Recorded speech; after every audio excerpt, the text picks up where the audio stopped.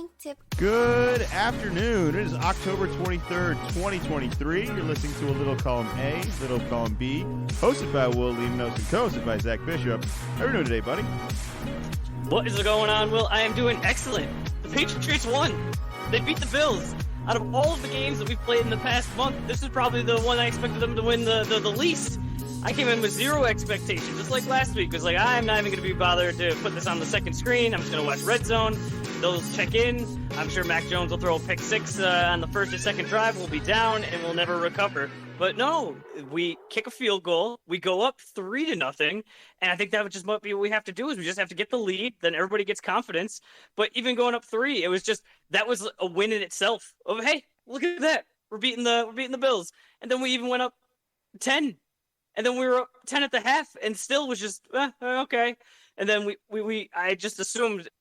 You even said it. Like, this is the most strategic tanking I've ever seen, where the Bills score, and if Tom Brady's back there, easy. Under 2 minutes, it's Tom Brady time. But with Mac, it's just, oh boy, what's going to happen here? But sure enough, out of nowhere, Mac, 2-minute drill, right down the field, scores with, not too fast, not too slow, the perfect amount. And boom, I was really concerned that we were going to just end up kicking the field goal. And, we got the rookie field goal kicker. So what happens there? That's a toss up. And then overtime, you don't really want to go to overtime against Josh Allen. But no, we just win in regulation. And then the rest of the day, it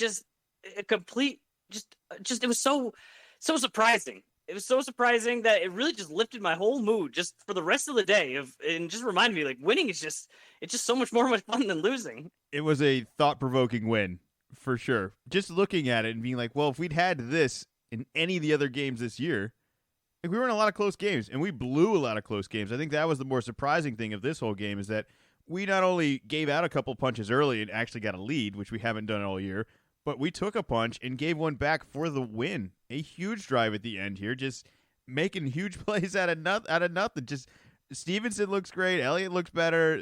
We have wide open receivers all of a sudden. We're slinging the ball around, and there was a swagger and a confidence at the line that Mac just looked like he had it. He looked like he knew what he was doing. He looked like he wasn't worried.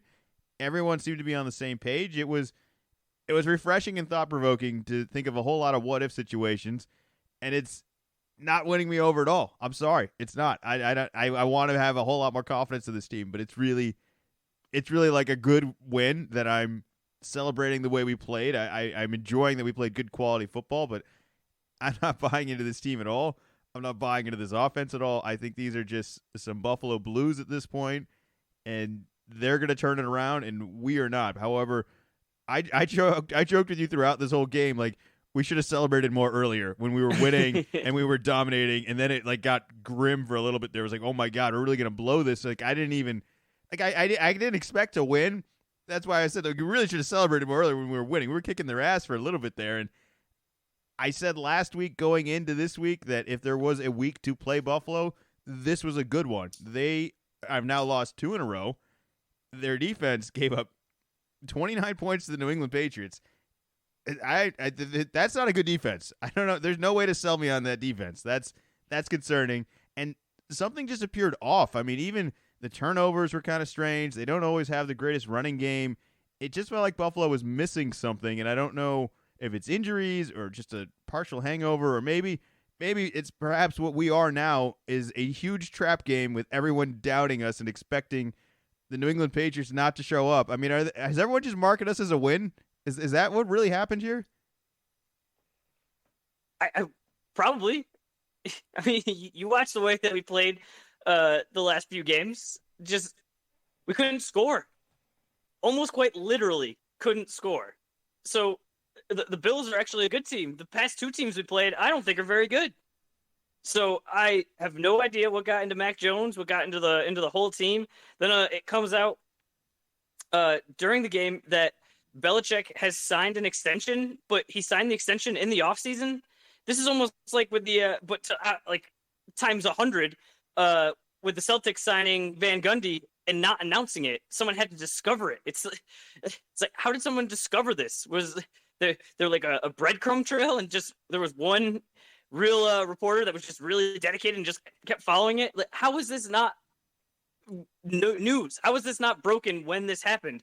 We got all these news breakers that are giving us all these bombs, and this seems like it'd be pretty big news. And we haven't been discussing it so much, but we collectively, the media has been saying, is Belichick going to stick around? Is he going to retire? Is he going to go to another team? Meanwhile, he's under contract. So, I mean, that doesn't mean for sure that he's sticking around, but if there's a longer term deal, it's for sure headed in that direction.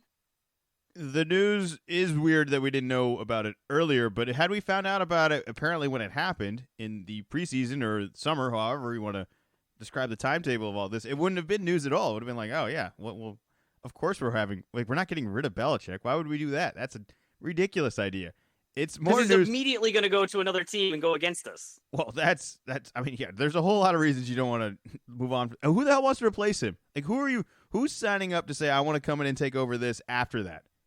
No, that's a short line. I know it's a NFL coaching opportunity that nobody's had in years, in decades at New England right here, but I think there's way better opportunities elsewhere, and I don't think anyone's like in line to try to fill those shoes. So it's much more news now because of the results we've had, but I still don't think it's even that much of a news. Like we're not moving on. Like it's going to be up to him if he wants to get out. Like that, I just don't like how much worse could it actually get before we actually say no? I want to move on from Belichick. I'm not there yet. We're getting pretty close, but I still look at like who else would you want? Like who are you replacing this with all the problems we have? The only way we are ever going to win any of the games like we did yesterday is with actual player development, which Belichick's supposedly really good at and has a really good career of doing that. I don't see other coaches doing that. Some coaches are able to do something with nothing, but he's the best one at it. So I still don't think we have a lot here, and the only one that's going to be able to do something with this whole bunch of roster and nothing is him. So I don't think it's as groundbreaking news as it should be. It's just weird, like you said, that we didn't know about it. And I wonder, like, do you think Belichick's side leaked this, or this is New England leaked this, or this is some completely other party that has no interest in all, just saying, like, why has nobody found this out yet? I really don't know. I mean, a lot of times I have some sort of, it's just, hey, what side would leak this? But this is almost like a reverse leak. And I just have no idea how this made it. It's not week one. It's not this, all right, yeah, this happened last week or a couple weeks ago, but, we're really focused on the season. It's almost Halloween. This is at least 2 months old and just very bizarre. If anything, maybe we should be crediting the privacy and the respect that this organization is still able to do. Tight grip on everything. Nothing leaks. Not from the coaching side, not from the ownership side, and not from anyone else. And it may be a knowledge that no one else knew other than the only parties that needed to know. And then word got around. Or you know what probably happened? Somebody probably told someone, like, you guys need to really stop this firing Belichick story, like, immediately. Like, this guy's under contract. Like, this needs to stop. And maybe is this like a protection for Belichick? Like, don't worry, he's safe. He's not going anywhere. He signed this. We didn't think it was news, but now it's kind of news. Maybe it just I don't know. It's very weird, but it's still kind of surprised by it, but glad that he's around. I know that we've been struggling, and there's a lot of we'll see. Belichick can't win if he doesn't have Tom Brady. It's like, well, Tom Brady is the best ever. They had a great run together as a group. I think both of them brought something to the table that since then we just have not had that at quarterback. So, but I don't think it's just to run it off of just like, well, nope, clearly he can't do it if he doesn't have the absolute best. It's like, it's not like he's had even an average quarterback. He's had below average to terrible at times, specifically this year. And it's always, what have you done for me lately? But let's just go, not that long ago. And yes, this was with Tom Brady, but Belichick won the Super Bowl in 2018. Since 2018, the Chiefs have won 2 Super Bowls, and the Bucs won, and the Rams won. So that means since Belichick has won a Super Bowl, only 3 other coaches have won Super Bowls. So you're asking, like, who are you going to replace this with? Like, that's always the thing. Oh, no, we want to get rid of it. You have to bring someone new in. Are you bringing in a former Super Bowl champion? Like, what are you bringing in that is really going to be at another level for sure. If Bill says I'm done, I don't like it here, I want to go somewhere else, well then you have to. But at this point, I'm not shoving him out the door. And that had nothing to do with the win specifically this week. I was even thinking this last week as it was getting to, like, it just getting more and more jokes and just, no, he lost his fastball. There's nothing there. It's like, I just don't think you just lose everything. This isn't a physical trait. It's not like, it's so close because coaches and athletes, but an athlete could just lose their physical quality just because they get older and that's how physics work. But this is, I think he still has all of the brain power and all of the, hey, I'm going to grind to make this happen. And so I just think he at some point will lose it, but you don't lose it nearly as fast as an athlete would lose it. He's just got to hold on until those grandkids are hired. Once they're in the system, then I think he walks away. Then once everyone in the family's employed, then we're good. Then he's really taking care of everyone he needs to take care of. Just a little bit longer. You don't think that's getting blown out of proportion too? Well, he's not the only one that has a son that's coaching with him. That's happening. That's happening other places. And it's not like there's like 10 of them. Yeah. I think that's something that's getting. That's just, it's a joke. If we were winning, what doesn't even get mentioned. It's just when you're losing, just everything kind of comes up, and it's just you gotta. There's a lot more things to poke at. Oh, they like you said. We care about Belichick. That's the story. That's the target. He's related to him literally. That he's become a target because of his relation, and that's probably the most unrelated thing ever. It's not how we should be picking apart everybody. But we have been making picks every week on the teams we hope to win and expect to win every week on this podcast. We go through them. And this was not a good week. This should have been a good week. This was not a good week. I don't know if my fantasy sours are just like you can hear it like just easing out of my voice, the frustration, but my picks weren't great. I don't think yours were any better. We're still getting our ass kicked by Nate, which is even more insulting. Are we going to turn around this week? Like what are we doing wrong? Should I just go the opposite of all of our picks? Like I'm getting close to doing something different here because we haven't been killing these picks at all. I think in general, it's, hey, we haven't been doing well, but if you were to go the opposite, it would be worse. But I think this past week, that was not the case. I don't know how other people are doing better because it was it three of the 4 1-5 teams won? So that was unexpected. The Patriots win. I think by game time, it was a 7.5 point spread, but I think it opened closer to 9.5. So this was a pretty big underdog win. This wasn't close to a coin flip. So I don't know. I would like to be better this week. I'm watching all of the games. It's not I've been busy on Sundays, and so I haven't been watching.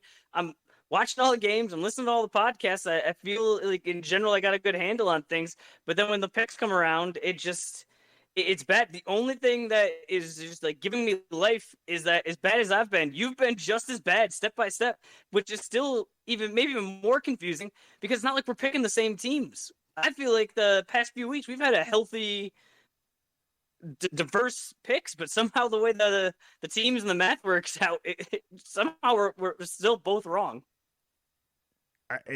I do try to come in with the picks and be a little bit more bold, a little bit more outrageous, a little bit more risky with some of them.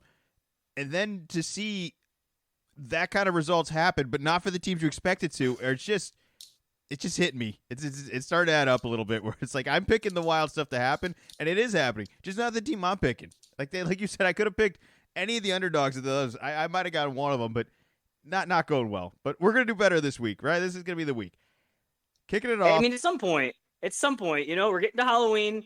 This is where, the good teams, they really start to turn it on. And, me as a good picker, I'm a defending champion. I think this is about the time, stop messing around, stop testing things out. I've tested things out. Now I need to go with the proven strategy and go for the win.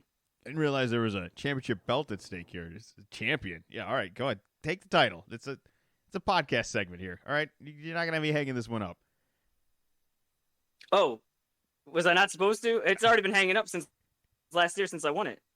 I hang up every time I beat you. It's hanging up. That's the only artwork I have in my apartment. I think everyone assumes that we do this podcast on a Zoom chat where I'm able to see you and see the whiteboard behind you if you just notching up the wins. And the reality is we do this strictly over the phone, so I don't actually get to see any of that. So for all we know, that might be true. We'll never get to see inside and behind the walls of what's actually going on over there. But we will get to see this Thursday, Tampa Bay versus Buffalo. We talked a lot about Buffalo in the opening game, in the opening of this, and I assume this team's not going to lose to Tampa Bay, all right? But I also assumed that team was not going to lose to the New England Patriots. It's a Thursday. It's a quick turnaround.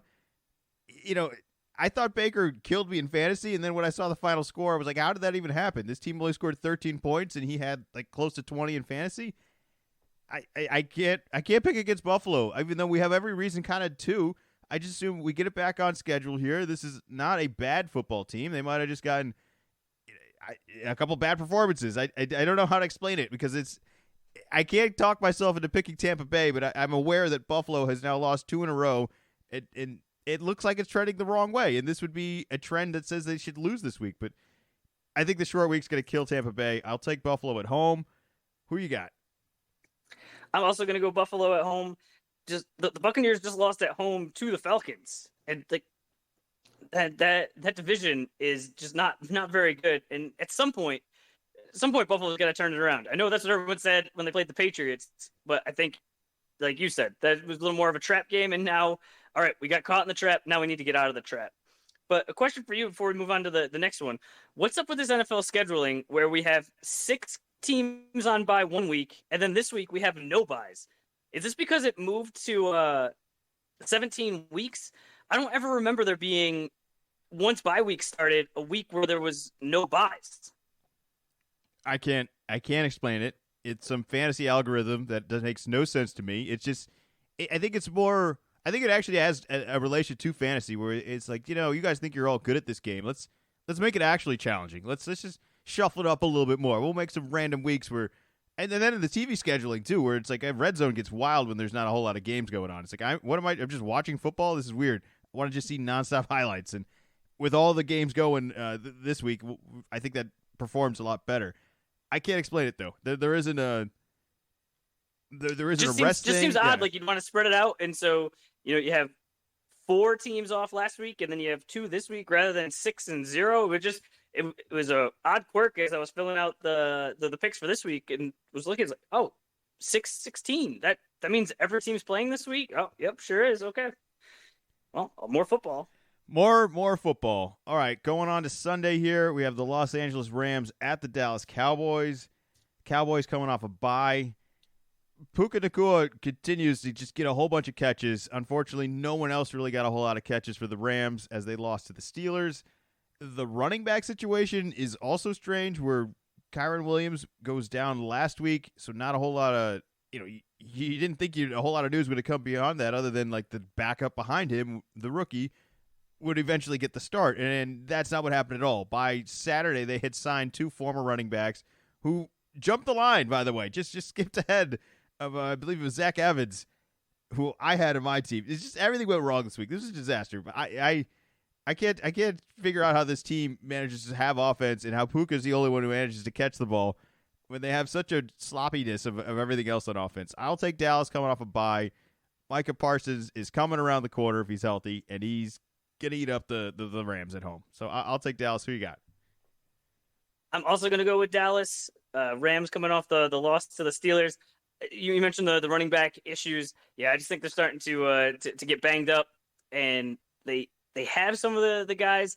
And if they usually they can beat like an average team, I expected that they were going to beat the Steelers. But I think going against Dallas, especially Dallas is fully fresh, ready to go. So yeah, I'll take Dak and the Cowboys. All right, next game, the battle of the 2 and 4s, Minnesota Vikings versus the Green Bay Packers in division here. This isn't going to be a pretty game. I'm taking Minnesota. I don't really have a whole lot to tell you on why you should. I saw Green Bay play, and they lost to Denver, and that seems bad. That doesn't seem good. That doesn't seem like something you want to have going into the next week. Jordan Love, I don't know. I don't see it. I'm still not seeing it. I mean, are you seeing it? What am I looking for? Is there anything to see here? What can you take away from this team? They're playing the Vikings. That's it, right? And There's I've nothing already else. made a deal with myself that I'm not picking the Vikings anymore. So I'm going with Green Bay. Really? Yes. You don't think that Minnesota's like the better? Like, these are both Minnesota teams, essentially. These are both Viking teams that find ways to lose games, that do questionable stuff, even though they have Yes. impressive plays nonetheless. You don't think like the Vikings are going to out Viking the Packers here, right? Like, that's going to be fine. Is that that's what you're claiming? You think the Chargers are going to out Charger themselves? And I'm telling you, Minnesota is the truer that Viking. Is exactly.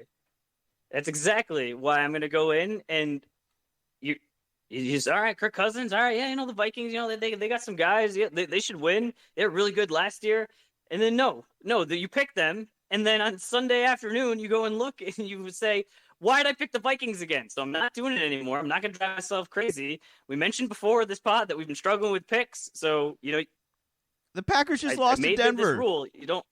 Their tight end left the last play with a broken knee. Their Christian Watson's injured again. Like, this team had more handoffs to A.J. Dillon this past week, and Aaron Jones was healthy. I don't understand what's going on in Green Bay. That I can't invest on that team. I will take Minnesota all day. I'm not locking it in, but I can't believe you're picking the Packers if they just lost to Denver. Like, that seems. I don't know. That seems kind of inexcusable. You gotta hit rock bottom to start your way back up, and I think losing to the Broncos is rock bottom. So now you got to start going back up. I refuse to admit I have a problem. All right, this is denial. This is perfect. That's very healthy. Moving on. Next game: Atlanta Falcons at the Tennessee Titans. You want another healthy scratch here of scratching your head, and a literal healthy scratch. Bijan had a headache and wasn't feeling well this past weekend, so he played one play and then said, "Yeah, I don't have it anymore. I can't do this." Atlanta wins an ugly game against Tampa Bay, 16-3. The only good news I can tell you about Atlanta is when they do throw it to Kyle Pitts, he does a pretty cool catch, these one-handed things. I'm getting used to it. I wish they'd throw the ball a little bit more. Tennessee's coming off a bye. It should be a better team. They should be better prepared. They should be able to beat Atlanta. Yet I'm still going to take Atlanta because I'm done picking Tannehill too. I've been burned on that, and Atlanta has kind of burned me the past couple of weeks, but I'm still going to go with them. I think Ritter is a complete disaster, but he has these plays where, he throws it so inaccurately to Pitts, and Pitts makes a really cool highlight. That's what I'm rooting for, and I think he's going to do that a couple more times, and Tennessee will be able to. So I will take Atlanta on the road. Who you got? Just want to make a little alteration to what you just said. Falcons won 16-13 because it was Young Hoku hit the game winner. So he'd been having a little bit of trouble earlier in the season, but that was a game winner. So want to just give a shout out. I know last week the kickers were extremely bad, and this week there were some kickers that struggled, but Koo was not one of them as he hit the game winner. I am also not picking the Titans. I don't think that the Titans are good. I'm not specifically on board with the Falcons and with Ritter, but it's just I think they just got like a little bit of something, and they will beat the Titans because the Titans there's something not right over there. Hey, one-handed catches are worth more, right? It was a sweet, almost like behind the back catch, and like you said, anybody else, the quarterback throws it better, and I don't know, maybe it just doesn't work, but I have no idea how, even once he caught it, how when he was corralling it in and about to get hit, that it didn't get dislodged and just knocked out. I have no idea how he held onto that ball. That was an amazing catch. There's still something incredibly intriguing about Pitts. I refuse to let it die out. I know it has been a disaster in fantasy, and not like Atlanta has truly had all the success offensively specifically that they'd hoped for, but every now and then he does a play like that, and you're like, oh, I kind of see it. I see it again. Like I saw the first round pick and the hands and the size and the speed, and it's just a little exciting. There's nothing to get excited about until they figure out their quarterback situation, but I'm letting the Pitts legend kind of live on a little bit longer than it probably should. Moving on, New Orleans Saints at the Indianapolis Colts. Man, I don't know what to say about other than Gardner Minshew is just a baller. All right, he puts up 38 against Cleveland Browns.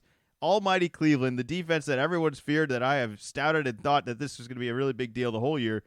Well, they didn't even have a bad game either. I still thought Myles Garrett had an incredible game, and they barely won. I thought Minshew played good enough to win. I think he'll play good enough to win this upcoming week. If you're in New Orleans, you got beat up by Jacksonville, which we're going to talk a little bit about later on Thursday. I can't believe. I just can't believe some of the quarterbacks that these teams are going out there with, and I say that as a Patriot fan who is holding his head high after one win, and there's not a whole lot to be happy about here. But I'll take Indianapolis at home, and I'm just riding the mustache. Let's go with Minshew, right? Jonathan Taylor, he's back, he's healthy. I saw a little zoomies out of him. This should be lock it in for an Indianapolis win. I'm doing it. Who you got? I'm going with the Colts. Minshew will do something. I do not like what I see out of Derek Carr, both where he's throwing it and then what his expectations are afterwards, where he throws it out of bounds and then seems to be mad at Olave, where, like, how are you mad at that guy? You're the one that threw the ball out of bounds so he couldn't catch it. So I don't like what's going on. It seems like every game he gets knocked down and there's a possibility that he's going to be out. And I just want no part of the Saints. And then it's too bad about Anthony Richardson being done for the year. He was definitely an up and comer that looked promising. So hopefully he can do his rehab and be back on the mend and be back next year. All right, next game, fun one. New England Patriots at the Miami Dolphins. I don't know if you heard, but the Patriots won last week. What part of this is fun? And I get to introduce it like, hey, we won last week, and this other team didn't. You know what I wrote underneath? You know what I wrote underneath Miami here? I wrote, this team scored 70 with a question mark. This team that I just saw last night scored 70. I don't even think Philly's the most dominant defense, let alone offense. Sure, Waddle wasn't healthy. Achane is not out there right now. Miami's going to win this game. I'm still picking them, but I think they should definitely be concerned. And this is definitely a frisky New England Patriot team that I think just takes more pride in being spoilers at this point. And nothing spoils in their division more than beating Miami at home. I would love to see a win here. I just can't do it. Who you got? I'm going with Miami. We got our big win last week, and rather than somehow that improving our chances, like I was saying before, we were a plus touchdown favorite last time. We are a double-digit underdog in this game. So you can't just do this every week. There's a reason that we've been terrible. I would love for Mac to make it interesting, but I just don't think I can put that on his shoulders. I think we've used our one clutch gene out of Mac already. You get one use. We already played the card. I can't. It's at home. It's fun. We should have celebrated more. We maybe should celebrate more before this game. We have until Sunday, I think, to enjoy and milk as much joy out of last week before Miami wakes up and scores a bunch of points again. I can't believe this offense has been able to be silenced like it has. It's going to explode at some point. I'm worried it's going to be against us. Moving on, New York Jets at the New York Giants. Home and home. Battle of New York. Jets coming off a bye. I'm just saying the Giants won last week. Sure, that's fine. They beat Washington, I believe, and it doesn't even matter because I'm still taking the Jets. That was an ugly game. I'm taking the Jets. That defense alone, I'm giving the Jets defense 10 points, and I'm not giving anyone else any points in this game. It's going to be 10-0 Jets defense, 0 Jets offense, 0 Giants offense. Jets defense 10. They should get their own win in their own column and their own win column because this is going to be an ugly game here. I don't want to talk about it anymore. Who you got? I'm also going with the Jets. Giants aren't good. Tyrod is out there doing some stuff. The real problem is that it looks like he might be better than Daniel Jones, and they just gave Daniel Jones a bunch of money, and it's not like Tyrod is like really killing it. It's just, oh wow, okay, like he's just kind of being not awful. So I think there might be a problem in New York there. So yes, I am going with the Jets. Yeah, who do you think is going to have more home fans? Jets or Giants? Giants. Even in the same stadium that the other team plays in. Yeah, I think there's more Giants fans, but I could be wrong. It'll be more even. The LA games have been really brutal. Like the Pittsburgh LA game, it's just all Pittsburgh fans. This game is in LA. It's not even near Pittsburgh. It's in so That's far. That's because all the LA, everyone's at the beach. And New York, they like football. They're going to the football game. It's pretty brutal out in LA. All right, moving on. Jacksonville Jaguars at the Pittsburgh Steelers. Jacksonville's 5-2. Pittsburgh is 4-2. I'm going to read off some of the victories here of Jacksonville and some of the victories of Pittsburgh.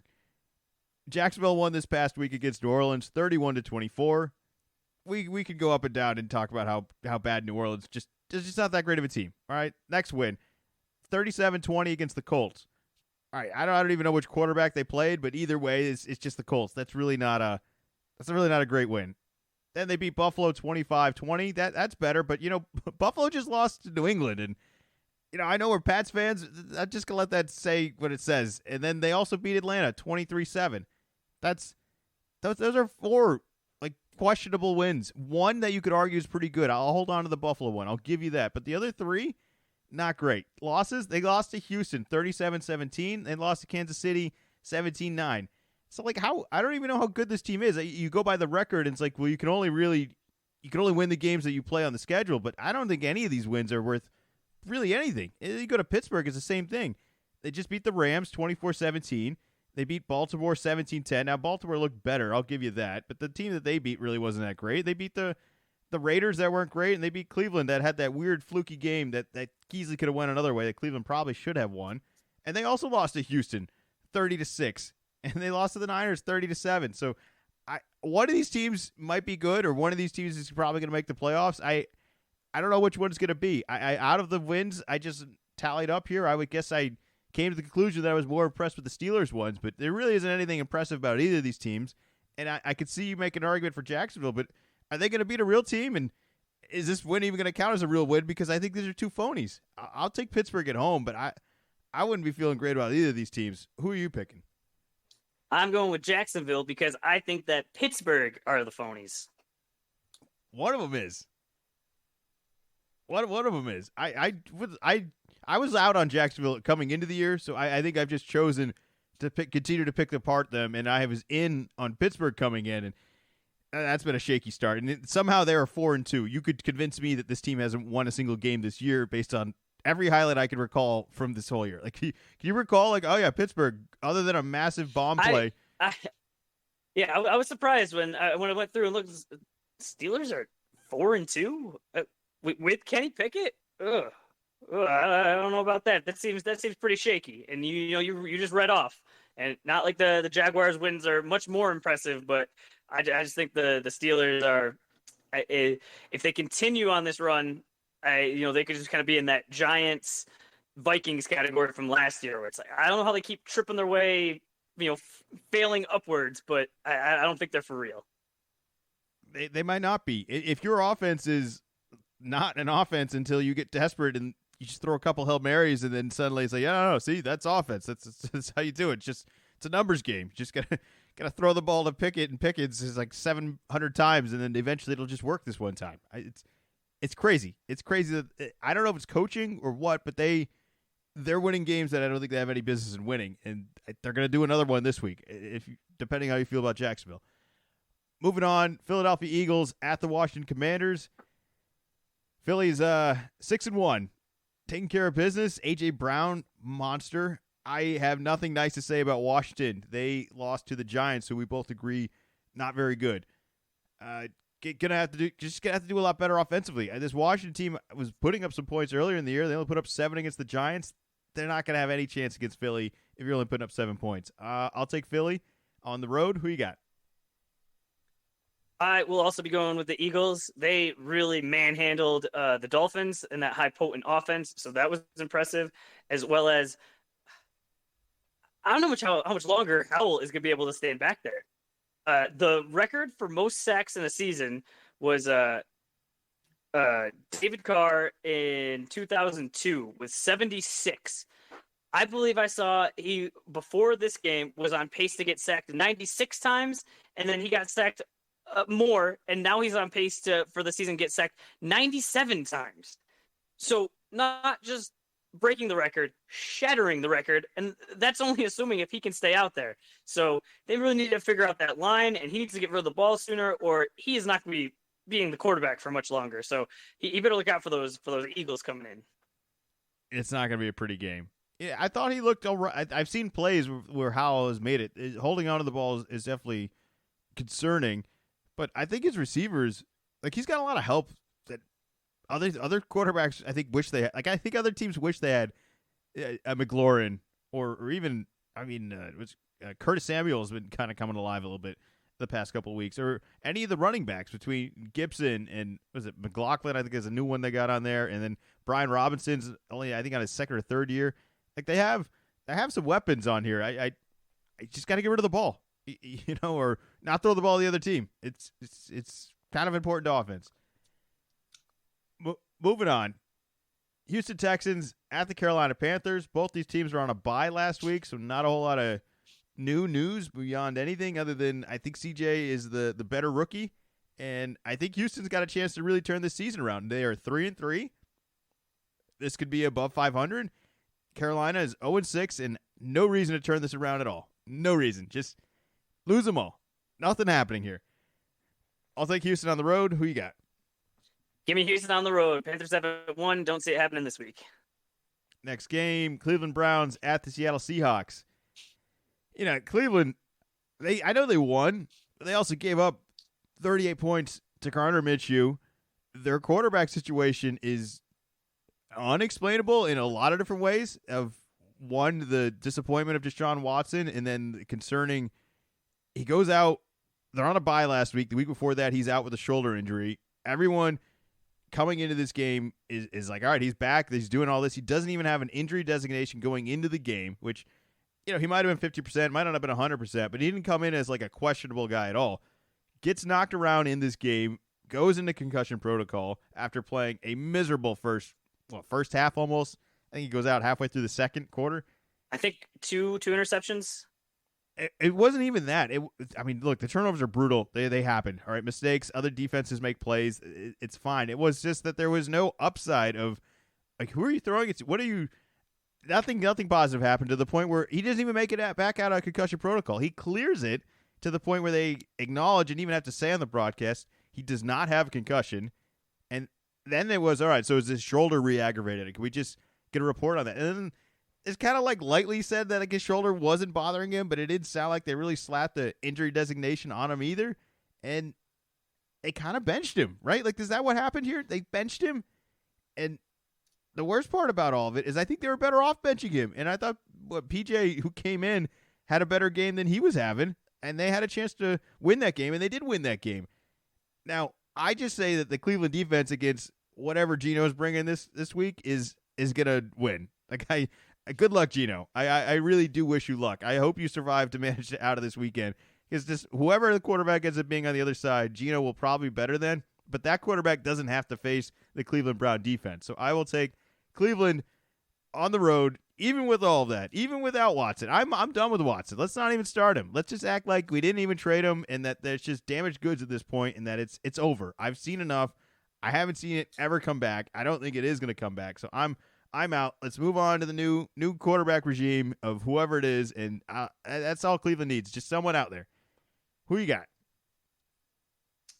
I am not going that direction. No, I'm going with the Seahawks. Cleveland is just you touched on it and you explained it, but I feel like it's even more weird, and I just can't imagine that when your quarterback might have been benched, might not have been healthy, like that can't affect the rest of the team going in of, well, is he going to play? Is he not? Like, what is the direction of this team? Myles Garrett is doing all sorts of just crazy things on the defensive end, trying to will his team to victory. But the offensive side is where, and then he was making awesome plays, but they still gave up 30+ points to Gardner Minshew. So that's not great. Yeah. I mentioned the Giants having their quarterback problems. Just want to throw this out here. Patrick Mahomes, arguably the best quarterback in the game right now. He is on a 10-year, $450 million contract, not guaranteed. So he gets $45 million a year. Once again, not guaranteed. Deshaun Watson, he's on a 5-year, $230. That equals $46 million per year. That is guaranteed. And that contract just started last year. So they are not going to be able to walk away from him. It's guaranteed, which is pretty unusual for football. That was big news when that came out. So they have all the incentives to try to make sure this thing works. But I don't know what it was, but he has not even come close to the quarterback that he was before he was suspended with all the allegations. And everything about the situation is better for him, too. Everything. It's a better defense, better weapons, better running backs. I know they've had injuries, but even Ford, who's the backup now, is better than anything he ever had in Houston. In Houston, he did everything, though. He was able to run. He was able to throw. He was able to make guys better. I haven't seen anything remotely close to that. And then you talk about Myles Garrett making plays on defense. Don't forget, he had that special teams thing where he jumps the line and he blocks the kick. He's making plays beyond anyone else's capabilities right now, even at special team stuff. Just awesome stuff for him. I think he's going to have a great game. I think Geno has been, even though they won last week, I still have seen enough Geno interceptions this year where I'm like, how is this how did you do that? And he's just going to make those mistakes. So I may not be a pretty game. I can't advertise that, but I think Cleveland is going to get some turnovers. Moving on, Kansas City Chiefs at the Denver Broncos. I just wrote nope under Denver, and the Chargers. Not the greatest team for Kansas City to match up with the past week. I just thought Kansas City looked good. They're looking better game by game. I think they're getting more in sync with receivers throughout the season here, and as well as the running backs. I like the direction of where Kansas City's going, and how could you like anything about the direction where Denver's going? I'll take Kansas City. Who you got? Easy one, Kansas City. They own Denver. I think it's like a legal document that's been signed quite some time ago, as well as I was thinking about it earlier today. This used to be where the Patriots were. Midway through the season, you're getting to Halloween, you're 6-1, and just like the questions that get asked about the Chiefs, it's just like you have to create content. So, are they this? Or do they have some problems here? And all these things go back and forth, but then you've only got one loss, and it's just like, oh yeah, yep. They're good. Their expectations are Super Bowl, so you just ask those really hard questions, and that's where you're nitpicking. You're not nitpicking on, hey, this team is supposed to be 500. It's like, no, they're supposed to be in the Super Bowl, so if they're not dominating teams, there must be something wrong. So, yeah, definitely against the Broncos, even though the Broncos got to win, even though they're at home, I think Mahomes and company are going to take care of business. Next game, Baltimore Ravens at the Arizona Cardinals. What a performance by Baltimore this past weekend. Lamar just beat them down. Loads for points and precision and rushing and throwing and just wow. A really spectacular offensive performance by Lamar. A perfect game. I don't know how else to describe it. It was purely dominant. This game was over in like the first quarter after 14-0. Nothing to look back to. And then I think it's easy to highlight the explosion on offense, but they held Detroit to 6 points. I think the one thing we knew for sure with Detroit is that I think we respected their offense. So holding that offense that I think may not be the greatest in the league, but one of the better ones, one of the more consistent ones, to only 6 points is just as impressive. I thought it was a spectacular win by Baltimore. They're 5-2. I'm looking at them completely different after that last week. That is the Baltimore team that everyone will fear in the playoffs and has been expecting to show up for the past couple of weeks. So I don't think they're going to have any problems against Arizona. I will take Baltimore on the road. Who you got? Give me some Lamar. Lamar was great. I'm also going with Baltimore. This was supposed to be one of the premier matchups of the week. Two teams, not many losses. It's like, okay, this is going to be a good one. And you are absolutely right.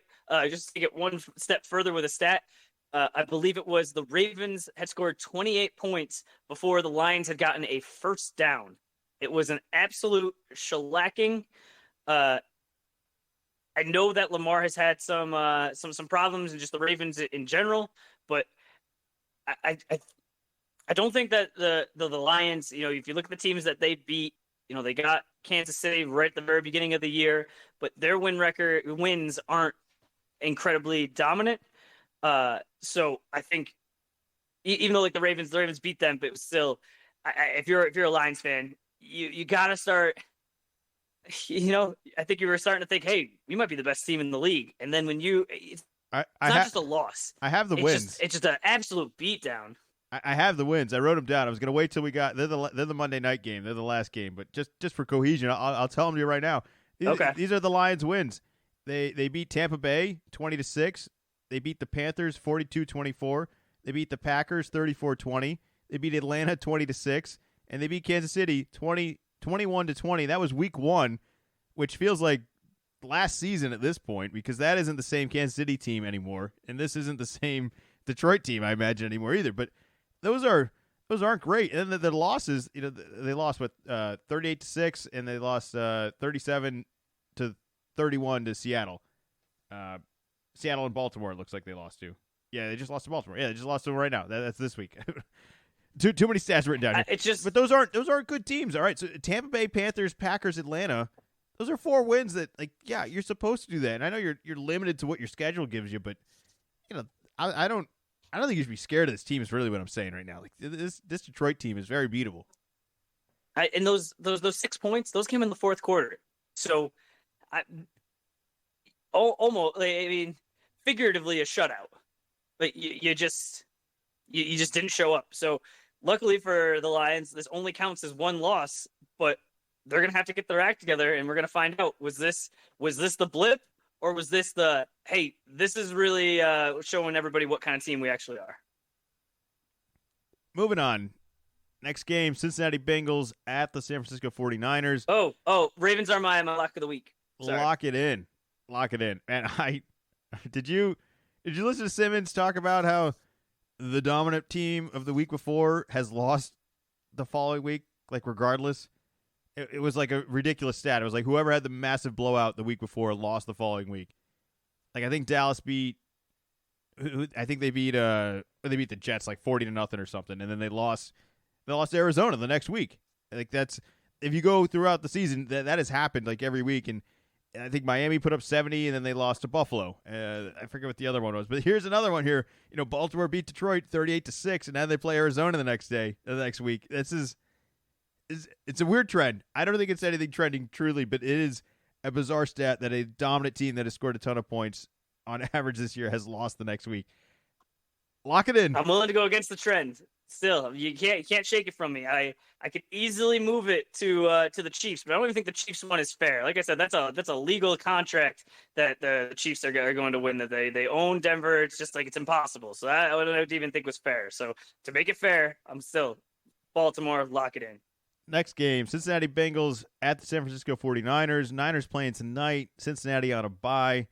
Not a whole lot to talk about here other than we're going to wait and see what happens with McCaffrey tonight. It sounds like he's going to play, but I can't say that for sure. And if he doesn't play, and Debo's also already been confirmed out, I just, it was easy for Purdy when he had all the weapons. I'm not saying he's lost all of them and that he isn't qualified enough to win a game without every single weapon, but I just think making his life harder and making this offense have to put more pressure on him is not the direction they should be going in. And I don't like anything that Cincinnati's done this year, and I'm still going to take the Niners, but I want to see what happens tonight before I feel like locking that in or feeling remotely even more confident. Because Cincinnati, if they come out and score and San Francisco's without a couple weapons and they can't score, this defense is going to have a ton of pressure on them as well.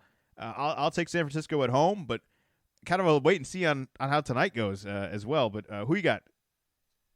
Sounds like McCaffrey's going to play tonight, so hopefully that'll kind of smooth itself out and there's no further injuries there.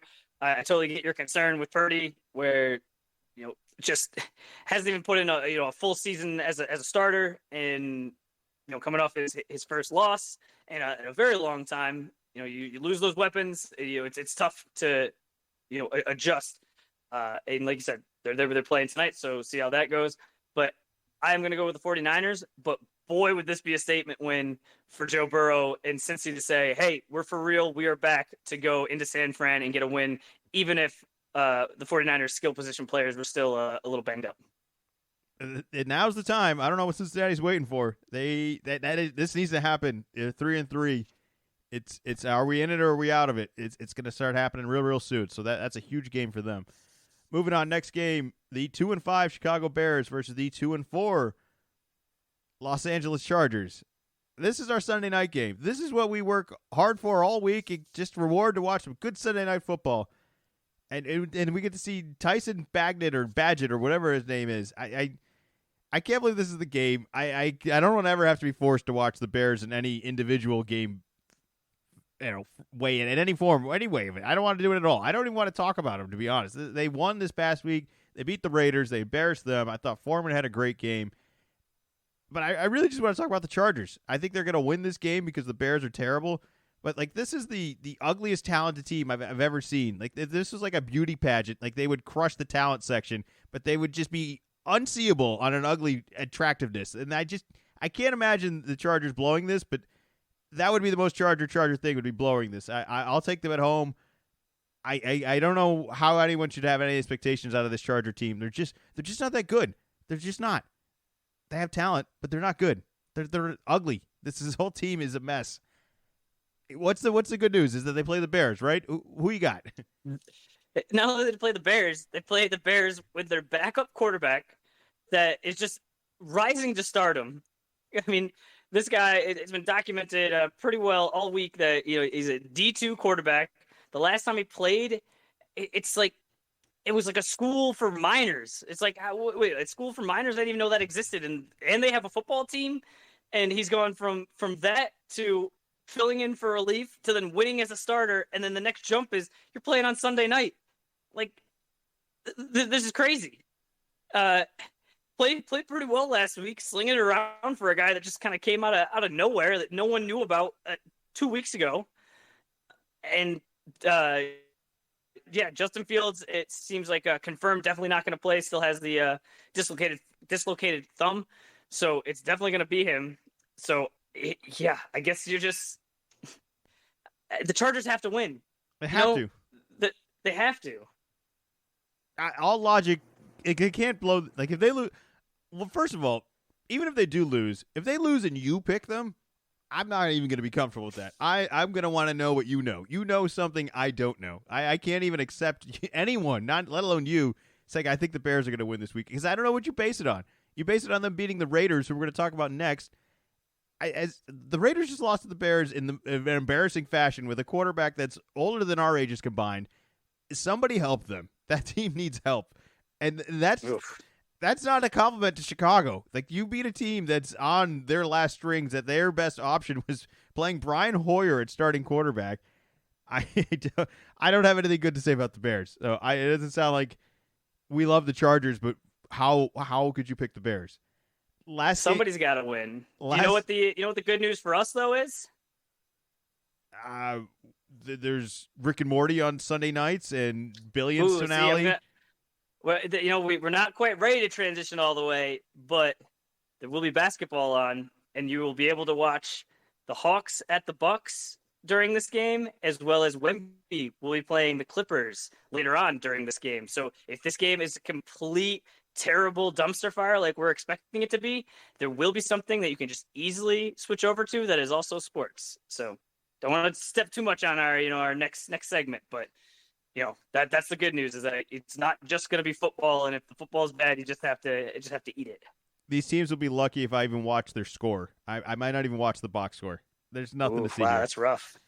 Moving on, last game, the Las Vegas Raiders at the Detroit Lions. Neither of them having a week to remember, a week you just want to erase from the past.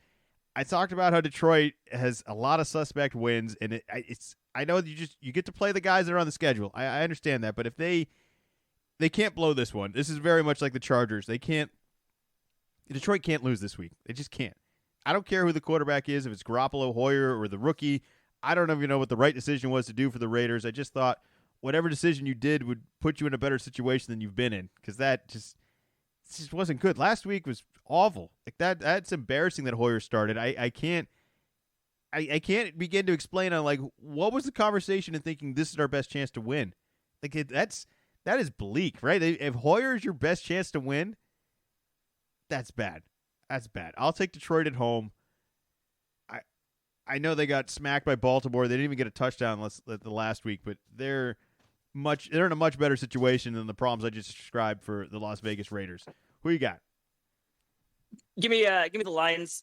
If there's one coach specifically that I think can take an ass whooping and turn it into motivation. I think Dan Campbell's the guy for it. So I think he's going to get on these guys and say, hey, you got to look at yourself in the mirror. We did not show up last week. And unfortunately for the Raiders, they are going to be the team that is in their way. And I think that the Raiders are going to get run over. All right, those are our picks for the week. Hopefully they go better than our past weeks. It would be nice to say, hey, listen to us. We know what we're talking about. But it would be so nice. It would be nice. But you can listen to us about our fantasy heroes and zeros. I'm sure there's a whole bunch, or maybe there's not even that many this week. Who do you got this week for fantasy heroes and zeros? Okay, we got some, a lot of big names, kind of on both sides, for the fantasy zeros. He has not been on this list. He's been really more on the other side. We have Tua. We also have Deshaun Watson. And normally I do not put guys that have that got injured on the zeros, but he had 2 interceptions and then left the game, so he would have gotten you negative points below 0. So I felt like that it was a special circumstance, and definitely a guy that I mean, some fantasy managers, they were forced to start. Wide receivers, Calvin Ridley on Thursday night, even though the team got the win, he only had 1 point. That was frustrating to start the week off. Cooper Kupp is also on that list. He was not good. For RBs, again in Miami, we have Raheem Mostert. Then we have Austin Eckler and Josh Jacobs. But then for the heroes, I mean, we were already talking about him. Lamar Jackson, oh boy, putting up lots of points. By halftime, you were already in the driver's seat, as well as right behind him, another expected guy, should be on this list more often, Patrick Mahomes. For wide receivers, A.J. Brown. I feel pretty silly that, first couple of weeks, I was really kind of upset with this guy. I felt like, hey, I drafted this guy in the first round, and he's supposed to be a first-round type of guy, and he was not doing it. Well, oh boy, I think he has 100 yards in the last 4 games or 5 games, or he makes very difficult catches. For running backs, we have Jamar Gibbs, we have Alvin Kamara. He just gets so many catches, so many checkdowns from Derek Carr. And then tight ends. It must have been hammered over my head yesterday that it was tight ends day, which out of all these made-up holidays seems super extra made up that it was on a Sunday. But we have Travis Kelce and we have Darren Waller. So very impressive, especially from Travis Kelce, because he's always expected to score a lot of points. So for him to make it to the fantasy heroes, he really had to go above and beyond. And he scored a touchdown in the I think it was in the second half. But going into the half was had already had 100+ yards and 8 catches. Was just a monster. We're almost at the midseason point, and we can maybe do some NFL award kind of predictions, maybe halfway there. We're getting there. There are certainly been some dominant performances this past week. I like Kansas City. I think they're. If I could pick any of the teams and say, hey, we're in a good position here. Like if you're the Niners, everything was going great for a while there, right? Like now it's try to keep afloat a little bit here and just get everyone back. I don't know. I'm curious to see how the rest of the season plays out. But we're going to do NBA awards right now for a little preseason debut. We're going to talk a little bit about some bold takes. I can't believe the season's already here. I feel like we spent most of the offseason. It just never really went away. I mean, I know we're a sports podcast, and we love NBA and NFL mostly, and we'll find any opportunity to talk about them even in the offseason. But the relevancy of the NBA throughout this past season has been insane. The amount of changes, the amount of trades, rumors, requests, partnerships, offseason FIBA stuff. Like, I can't wait for this year. I think there's a ton of talent.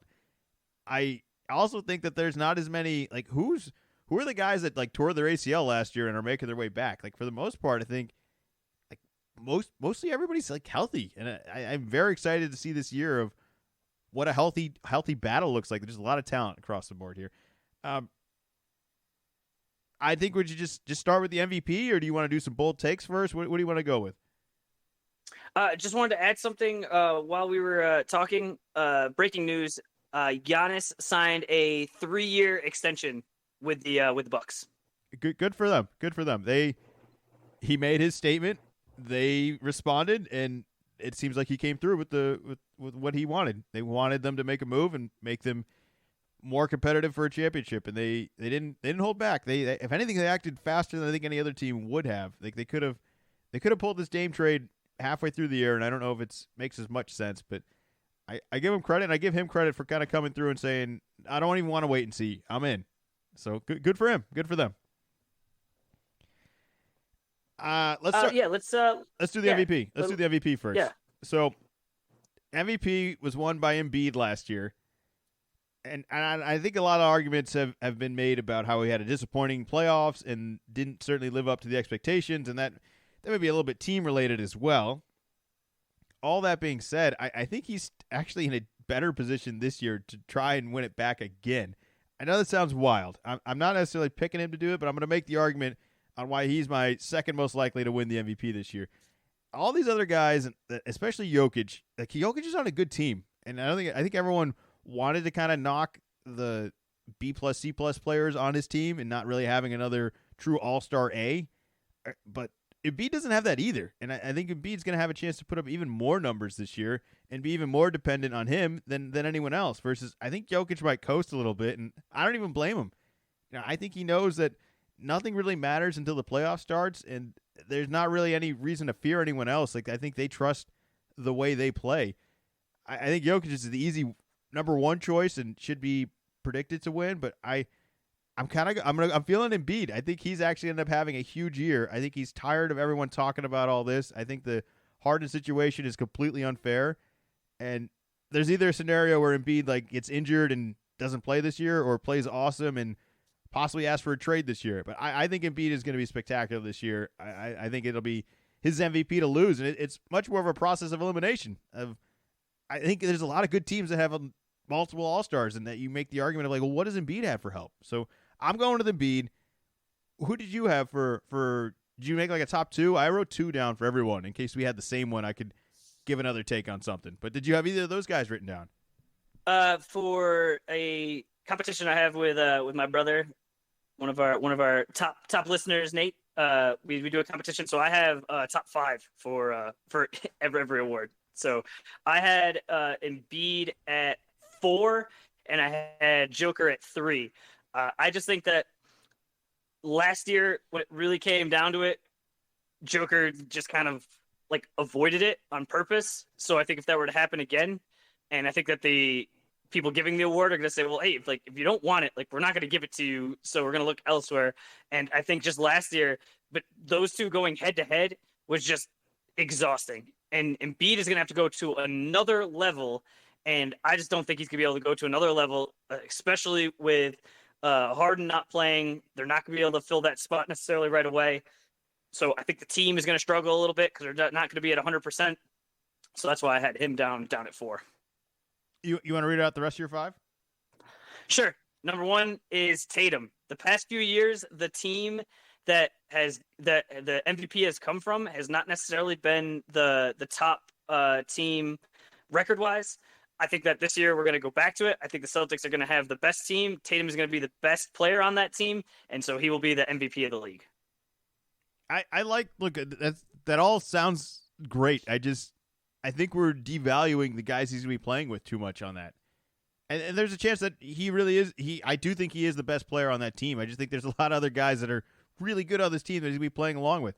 I think there will be games throughout this year. But every year, the guys that are MVP have great guys playing with them. That's why the team is successful. And usually, if not the 1 seed, the team with the best record in the league.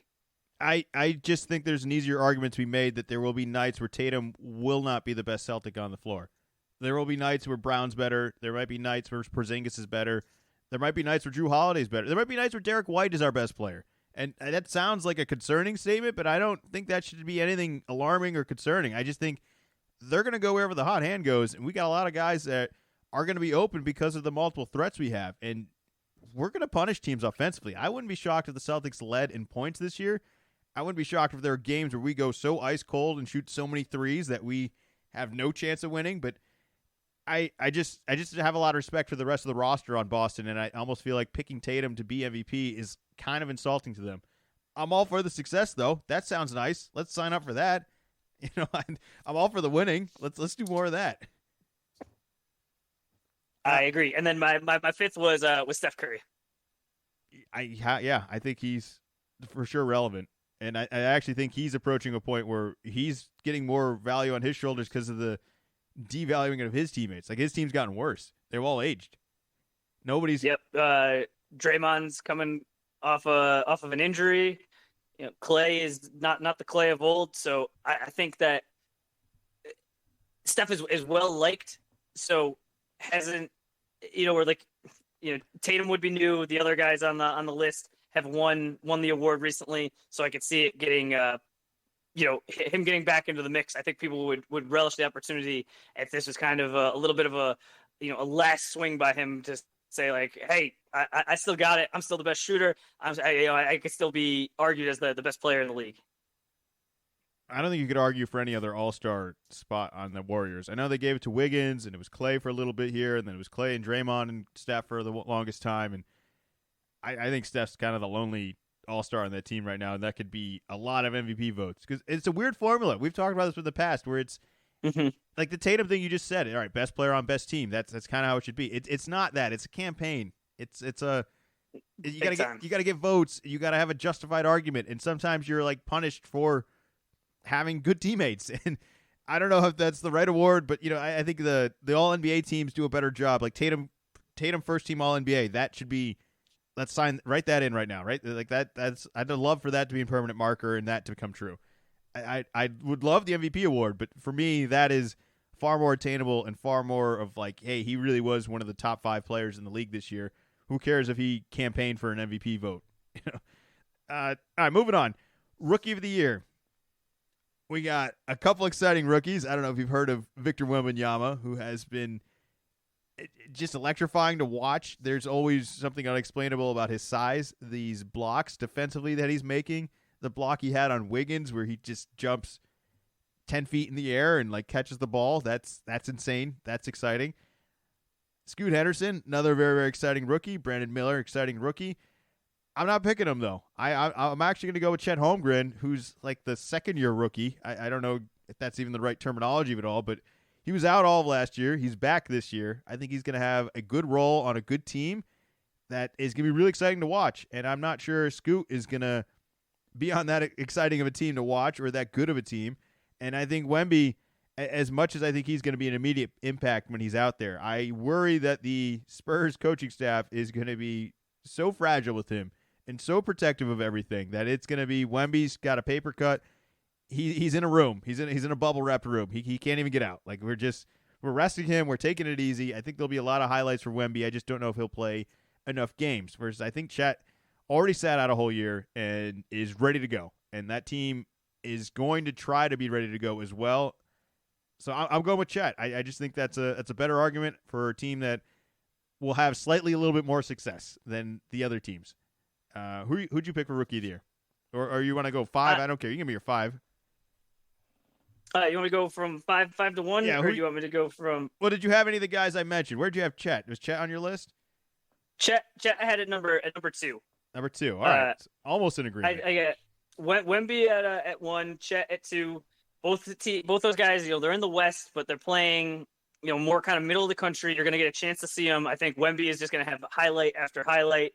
He is going to run away with this, even if he does sit more often than maybe he has to, as long as he doesn't get all the way hurt. I think it's going to be difficult for Chet because Chet is on a team where he is not the main guy. There are quite a few guys ahead of him, and I just don't think that the Thunder are going to be good enough where it's a situation of, hey, Wemby is doing this, great stats, bad team, but Chet is doing pretty good stats, but like on a really good team. I think they're both teams aren't going to make the playoffs, so I think that's not going to set him apart. And so that's why I had them both above Scoot. Scoot's going to be in Portland. Portland plays a lot of late night games. That team is going to be bad, so he will get a lot of run, but I don't think a lot of people are going to be able to see it. And then I rounded out with Brandon Miller in Charlotte. As a young guy, he should get a lot of run. The Charlotte Hornets are not going to be very good. And then the last one, Oscar Thompson on the Pistons. Pistons are going to be bad. I think they're going to kind of be tanking again. They're still trying to figure things out. And, but by that point, you're kind of getting it's kind of it could be a lot of guys by the time you get to 5. The Wemby watch is going to be impossible to ignore. They probably already have him written down for the award here. If he only plays 25 games, I just don't see how you're going to be able to give him the award. He's got to play at least. They put a number on it now, right? He's got to play like 60, 65 games. I think to qualify. I'm not sure if that's the case for rookies, but in general, yes, that's the rule. Yeah. Well, it'll be exciting. All right, we got young players. They're playing. I don't know whether to think Scoot has an advantage or disadvantage of being the guy that is going to have the ball in his hands more, but also the guy that's supposed to set up other guys versus I think Chet and Wemby are going to have the advantage of most people are going to be trying to set them up. We're helping them out where they're going to be more of a complementary role versus Scoot is going to have a chance to be the guy, and that is going to be it's a tough team to drive with, I suppose. He's got to be in the driver's seat for not the easiest situation. And there'll be moments where I think he looks spectacular and moments where he looks like a rookie trying to do a role that maybe he's not quite ready to do. So I don't know whether to say he's going to have more chances or more chances to get exposed, but I'm excited for all these rookies. I think it's going to be a fun year. Moving on to Coach of the Year, I wrote down a lot of teams, and I think there's a couple sneaky teams that'll be better. It's just a matter of are they going to be better enough to garner the vote and be worth the vote where it's like, okay, so they went from not a playoff team to a borderline playoff team. Great coaching, right? Well, is that more impressive than the team that made the playoffs last year and is now like a top 3 team? Because I kind of think Atlanta has a chance to do that, and I kind of think Quinn Snyder has a chance to do that, and that's who my vote is going to. I think Atlanta is going to be sneaky this year. I think if anything, I think we've disrespected them to the point where we recalculated like what we thought they were, and now I think they've been underappreciated, and I think they're going to overachieve this year. So I have Quinn Snyder as my Coach of the Year for the Atlanta Hawks. Did he make your list? No, did not make my list. No, he did not. I think Atlanta is going to end up being like a top 4, maybe even top 3 seed in the East. Is that worthy of Coach of the Year? Who did you have ahead of him? Let me pull it up here. I went right off the top. If Tatum's the MVP and the Celtics are the best, Joe Mazzulla. He's a young guy coming in. That was what a lot of people were saying. We're holding the Celtics back last year. So if he's able to take 2 new starters in the lineup from last year, I mean, almost I shouldn't say a completely different team, but a significantly different team, top to bottom, than what we had last year, and is able to get success out of it. He's already doing coach type stuff that's I think a little more college of getting a hold of a bunch of the previous Celtics from the 08 team, getting them at practice. Paul Pierce was there. I saw Rondo was there earlier this week. So stuff that is, in the media where I think sometimes it's hard to tell like what exactly is the coach, doing. So like with a lot of these awards, there's like some campaign stuff that's going on. Number 2, I have Michael Malone. I think that team is not, they lost some of their guys from last year. So if he's able to have the same success, maybe if Joker gets hurt a little bit, but he's still able to, get that team, a top seed, could be there. I don't know exactly how you pronounce it. The OKC coach, Mark Daigneault. At 4, I threw Eric Spoelstra on there because everybody just loves Eric Spoelstra and just, the whole thing down in Miami and Heat culture. So he's just always on the list. So I threw him on there. And then JB Bickerstaff rounded out number 5. Oh, wow. All right. So like I had other names. I had the Minnesota. I thought Finch for Minnesota. I think Minnesota will have a better year. And, if Edwards takes that leap, these teams got to win enough games. Like I like that you picked good teams that you kind of anticipate being better. I wrote down Rick Carlisle. I just don't think Indiana's going to win enough, but I do think he'll get talked about and being like, look what he's done with this team. And that team with Halliburton, I think will be a lot better than anyone's expecting. But I'm not against any of the ones. The only one I would really kind of maybe poke at a little bit is I'm all for Spoelstra in the playoffs, but they're not going for a record-setting regular season, and I think that just takes away from his eligibility on the award. Now, all that being said, if they come out and they're like a top 5 seed, let alone anything above top 5, I think that they'll have a chance to give Spoelstra that. I just don't see this Miami team, based on what's happened the past years and what's happened this past offseason, being that competitive in the regular season. This team's just counting down to the playoffs. just got to get in. I mean, they weren't even in last year. They had to play in a playing game, 2 playing games last year. So I don't know if they're scared off of that based on the success they had last year. And I love Spoelstra. I think he's inarguably the best coach in the NBA right now. I just don't know if he'll get enough regular season wins to actually win Coach of the Year. But the other ones, that all makes sense. Like best team, best coach. This is the first award we're going through where it's not just you just go with, hey, who was the best? This is where we get into these, in kind of the awards going forward, where it's versus what like the expectations were. So that's why our picks are all over the place. Where for the MVP and for the Rookie of the Year, they're pretty much in the same vein. Yeah, I just think Minnesota and Atlanta will overachieve whatever their win total was supposed to be. I think they'll be an over, and that'll hopefully get us to Coach of the Year votes. All right, moving on. Sixth Man of the Year. I really tried to make this a competition. I did research. I looked at teams. I looked at like potential rotations, and I kind of just kept falling on Emmanuel Quickly. I couldn't really come up with a better option of predicting what we know right now, and like I feel like in a week from now I might have a different opinion. But for right now, I'm going with the Knicks and Emmanuel Quickly. I don't have really much of an argument other than he probably could have won it last year, and he'll have a similar rotation this year. Was he on your list? No, I left him off. I don't trust the Knicks. That's fair. I mean, who would you go with then? I mean, I had Chris Paul on here. I think that's I think even as Chris Paul has aged as much as he has, I don't know. Like I feel like he's too good to win Sixth Player of the Year. Is that weird? Is that like a weird thing to say? No, I don't think that's weird. He's too much of a name. I feel like he'd almost be insulted if we gave it to him. Like, do you think he'd be complimented if it's like, hey, what an awesome career. You never won MVP, Defensive Player of the Year, but you had to wait till you're really old to have no rings to play on a team to be sixth man. Congratulations. Like, I think. Are we even sure he's coming off the bench? I don't know. Yeah, I don't even know if he is. I wrote it down. I tried to find guys, like I said, that potential rotations of being impact guys consistently off the bench, and I just kept down to Quickly. I didn't really have any other votes here, so I'm curious to see that you picked 5 other guys ahead of Quickly, and Paul apparently. So who else did you have? Well, you got to look back historically, and before Malcolm Brogdon last year, where I think he was actually like all around. A lot of times, this is just whatever guy comes off the bench that scores the most points. So my number 1 was Norm Powell. Number 2, Malik Monk. Then I kind of deviated away from this and went Bobby Portis. Then our guy, Derek White. And rounding it off with Buddy Hield, kind of back to that. Whoever just scores the most points. It's just like, it's like all the media guys, they go through and they spend a ton of time on MVP, and there's all these fights and narratives, and then they get tired by the time they get to 6 man. They just like go, look up and say, all right, who's not a starter? Sort by points. All right, yeah, I'm voting for that guy. That all makes sense. That's a good. I mean, look at it. Tyler Hero, Jordan Clarkson, Montrezl Harrell. That one's unusual. But then after that, it's like all shooting guards: Lou Williams, Eric Gordon, Jamal Crawford, Lou Williams again, Jamal Crawford again, J.R. Smith, James Harden.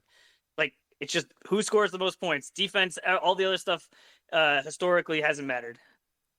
You snuck this in there, but I refuse to allow it. I'm invoking my host powers here and forcing you to take Derek White's name off of the 6-man eligibility. If Derek White doesn't start this year after all the fucking trades he made, make more trades, because this guy needs to start. We got rid of half the roster. I know it was part 1 of 2. We didn't know we were getting Drew, but even with Drew Holiday, Derek White needs to start. I don't want to hear the 6-man nonsense stuff. I don't want the campaign to start with him even being on the odds for any of this. Derek White needs to start on the Boston Celtics this year. I want him off. Take it back. I don't think he will start, but I think he will finish the game. Well, that's like the ultimate 6-man award there. At the very least, won't have that. Just like he will only come off the bench. It's just like, no, he'll kind of like Missoula might kind of try some things out, and it won't be something that they're campaigning for him. I believe the Mavericks that won, I don't think Jason Terry started, but I do believe he finished. That would be a good role. I would accept, where he kind of plays starter minutes, but he doesn't necessarily start the game. But I still think he's going to play a lot. I think these other guys are going to need a hell of a lot more rest than he is, and that he's going to sneak into more starting lineups than you think. Where we rest Tatum, we rest Brown, we rest Porzingis, we rest Al. Those guys are going to get the rest before White, to the point where I think he's going to be the fill-in so much that I don't think he's going to even qualify for six-man. That's why I'm down at 4. But so not necessarily the case. I'm seeing some people interested in for some long odds on Drew Holiday for six-man of the year.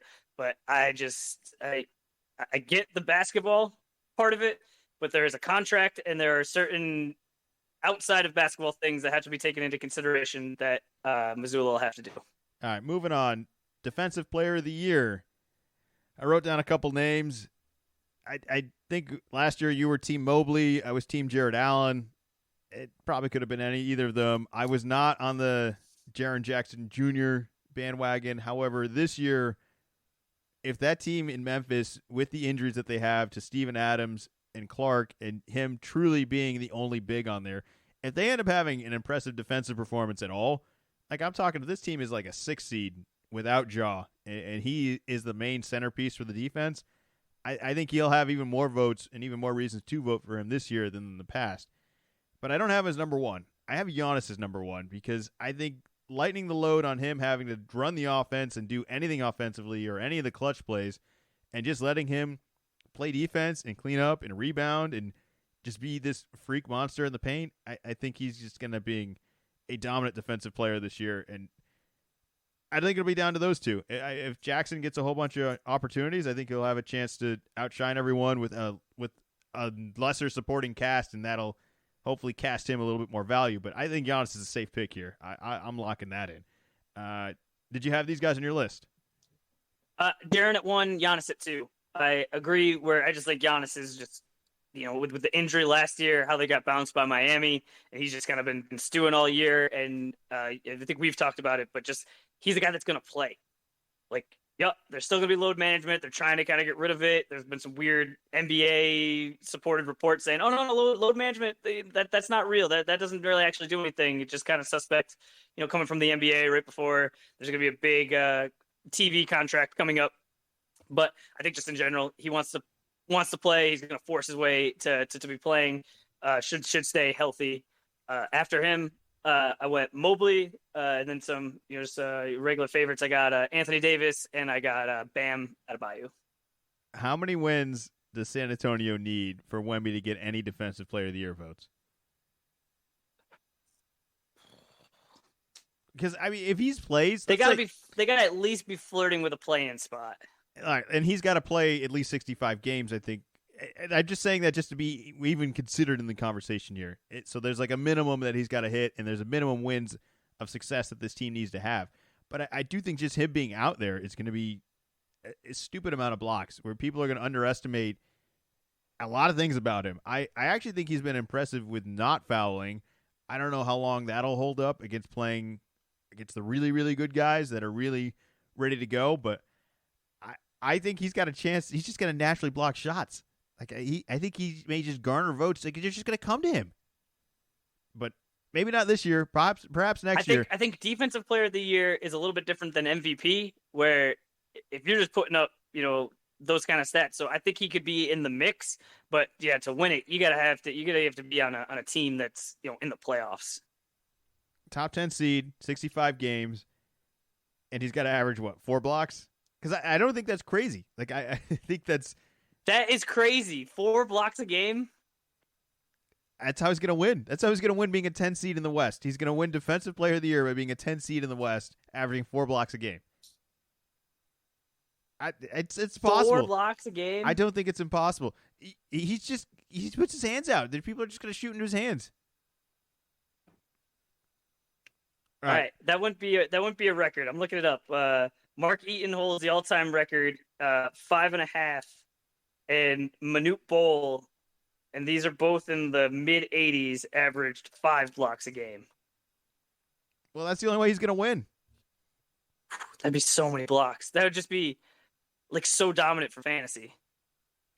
If he plays, I don't think he's going to play 65 games. So, sure, fantasy-wise, it's great for half the season. Every other game he's playing. Every other If he's averaging 5 blocks, Well, hold on. That's so many. I said 4. You're 5, and he's setting records. 4 is absurd, but I think there's a possibility. I don't think there's ever been anybody like this. I also think that he is a competitive person, and he is going to recognize that his offensive abilities, albeit great and really good for the age he's at, his best way to impact this game is going to be on defense. It's going to be way easier for him. It's going to be hard to be a number 1 option on offense in the NBA on your rookie year, but his pure size and ability that he has right now today is good enough to get, I think, 4 blocks a game if he's able to stay out of foul trouble and if he's able to play. But, are these guys going to be able to stay in games as well? Like, once it's blown out, I don't think they're, if this team's down 25 in the second half, I don't think Wemby's going back in. What are we doing here? We don't need to do that. So, like, I worry about games like that where if they're not really that competitive a team, let alone not even winning enough games, I don't think he's even going to be in the conversation. So, but next year, can we lock in next year? I mean, do you not see where this is going? This trend seems like it's his to lose. Jaren Jackson Jr. averaged 3 blocks per game last year. Yeah, I wouldn't be shocked if Wemby. And that was the most. That was the most by half a block. That's pretty good. It's pretty good.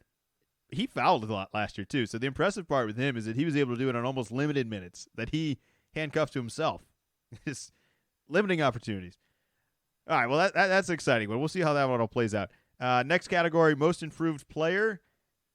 I wrote down a lot of names. I have some love for certain players that I don't like the order of all this. I could go in another order. Like, I want to give it to Franz. I want to say that's going to happen. That Franz Wagner should be the winner of this. The FIBA champion from Germany is going to have a spectacular year in Orlando, and all that might be true, but I don't know if Orlando's going to win enough games or if Orlando gets enough attention.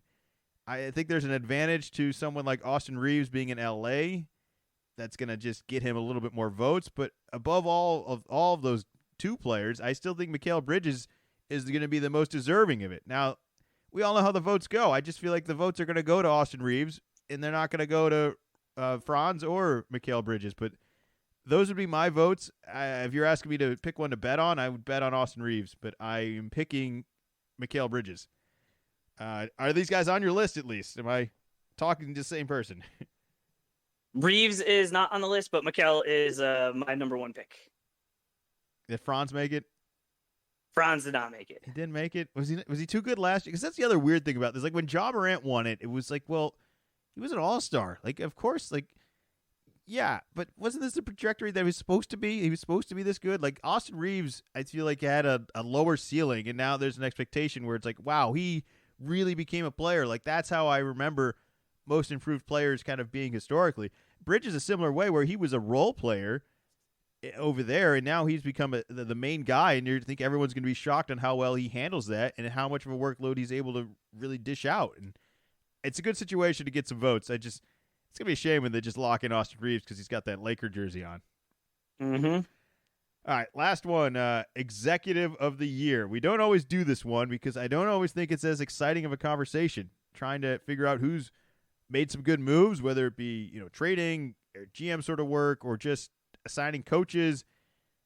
I wrote down 2 names. I think it's down to Boston and the Lakers here between Stevens and Pelinka GM-wise, and I think that they've made a bunch of good offseason moves. I think both of these organizations are spectacular going into this year. They improved their situation from last year, and neither of the situations they were in last year were truly terrible. So it's an exciting move, and it'll kind of come down to, I think, whoever has the more success this year. I think Boston's a safer bet, so I think that's what I'm going to go with.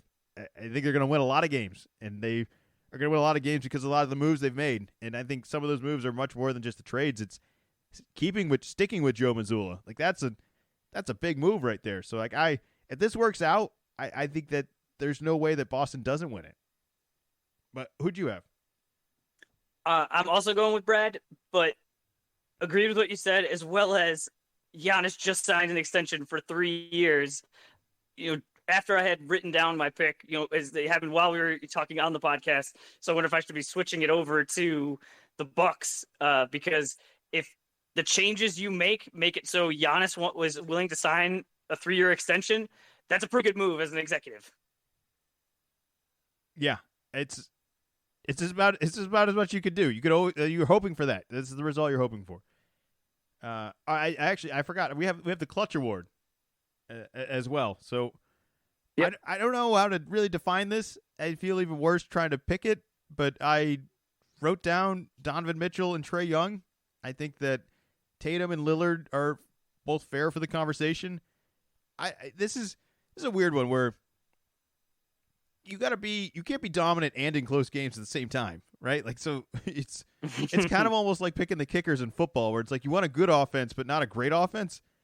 And I think Donovan Mitchell and Trae Young are just more likely to fall into those sort of categories. So I wrote Mitchell down for my top pick. I wouldn't be shocked if Trae Young also got some votes and panned out having a whole lot of success. But who did you go with? I went with Dame. He has the track record, 2 game winners and game sevens in the playoffs. This is a regular season award, but I think a lot of it is going to be he is going to be playing in a lot more nationally televised games. He's going to be playing with Giannis. There's going to be a lot of Giannis fans, and as well as playing in the in the Eastern time zone a lot more of the time. I think I know he's been in Portland the entire time, and so I think there's gonna be a whole group of casuals that know, like, oh yeah, Dame's pretty good, but when you get to see him all the time, I think it's gonna sway some votes, and it's gonna just be the access to him is just gonna be much better than it was when he was in Portland. I think he should be. I mean, everybody should be excited, even us just watching. That Dame isn't going to have to do all of the heavy lifting throughout the game, and that the luxury that he is of being a clutch player at the end, he's just going to have to really do that. I mean, he's going to do scoring, run an offense, and all that, but think of what everything he had to do to get a win in Portland. It's like, all right, so I got to be the best player, do all of this stuff, and then at the end of the game, I got to be clutch and insane, and he did that. I can't imagine how he's got to be feeling with the teammates he has now in Milwaukee of just being like, wow, all these guys need is for me to be clutch at the end of this game, and we're set. We're in a really good situation. I am fearful of that because I do think he is exceptional at the end of the game, and Giannis not so much. So that's I like. What if Giannis just turns into the Damian Lillard rebounder at the end of the game, where Dame just shoots from half court, misses, Giannis gets it back, kicks it back out to him, And just throws it right back to him. Just throws It's it back terrifying. out. Yeah, and he just shoots another half court one. That's been the whole talk of they're getting that. It's a perfect match, and it's a real concern as a Celtics fan. Yeah, all right. Well, those are our NBA awards. I real quick wanted to give a couple bold takes of maybe some things you think will happen and some things you don't think that'll happen. I'm going to kick this off with that we didn't really mention anything about Luka. I think Luka is still inarguably like a top 5 player. I don't know if I would draft him as a top 5 player in fantasy, but it's incredible how much respect I have for him and how talented I think he is, defeating the Clippers in the playoffs single-handedly, basically, in that this team always feels like they're in the offseason of making moves, and all of the moves they look at, I'm like, really? Like, I just feel like they settled. Like, they didn't get anything they wanted. They just settled for the scraps, and the scraps weren't even that great, and sometimes they trade their scraps for even more scraps that other people don't even want, and then they re-sign them, and I don't think Dallas is going to make the playoffs, is what I'm getting to. And this is going to be 2 years in a row with a guy that I think is inarguably a top 5 guy in the league is going to miss the playoffs again. And maybe it's a style of play, maybe it's a usage, or maybe it's just that you didn't put a good team around him. Like, I don't know what the right team to put around him is, but I don't think we've gotten remotely close to it. And maybe we actually be blaming Luka a little bit more, but I don't think Dallas is going to make the playoffs. I think this is going to be a disaster from the get-go. I don't think that they have good shooters. I don't think they have anything close to a good defense. And I'm not in on Kyrie. I just think it's a matter of time before he realizes how weird this whole thing is and that he starts being a problem that he hasn't even become yet. So I don't think Dallas is going to make it. That's kind of like my hot take. How are you feeling about Dallas? You got him in? You got him out? A little iffy? It seems like a real concern that the season starts tomorrow and he has no timetable for a calf injury, where the last time that I think we saw him play was in a preseason, like the first preseason game that was over in Europe, and it was just like he really wanted to. It wasn't resting. It's something's really wrong, so only played like a tiny little bit, and it's end of October now. It's not August where it's let's figure this out. And I got other concerns. They're starting Derek Lively at center, coming from Duke, top guy out of high school, but he's a little more in the the Rob Williams or the Clint Capella of just like he's a rim runner, so I don't think he's gonna be asked to do a lot. But just as a rookie, it's difficult. It's difficult to just step in if you're gonna contribute to a. It's hard enough in general to contribute to a playoff team, let alone if you're gonna be the starter. So I have some concerns there, as well as what they did at the end of last year. I just think that somehow karma is going to come back and it's going to bite them. That they had a chance, and then they just completely shut it down and said, no, we don't want to go to the playoffs. On the other side, Miami fights, and they make it all the way to the finals. I don't think there was any reason why Luka and that team couldn't have done it. So I just think if there's some sort of things could go one way or the other, I think it's going to go against Dallas to say, hey, you gotta try. I know it's kind of silly to say, but that's where I don't like. I'm not a huge Dallas supporter this year. All right, you want to give us some good news or bad news on a bold take? Good news. What do we got for good news? Zion's playing over 65 games, and he's going to make one of the All-NBA teams. This isn't good news. This is a prayer. This is like a religion. What are you talking about? That's good news. This is a religion you're hoping for happen here. Who are you? What are you hoping to happen? There's no pattern or history that remotely gives you the evidence to think that that's going to happen. I wrote them down as missing the playoffs. Unfortunately, I don't know what I want to happen with New Orleans. So that sounds great what you're describing right there, but that also sounds like a fantasy. It just doesn't seem possible.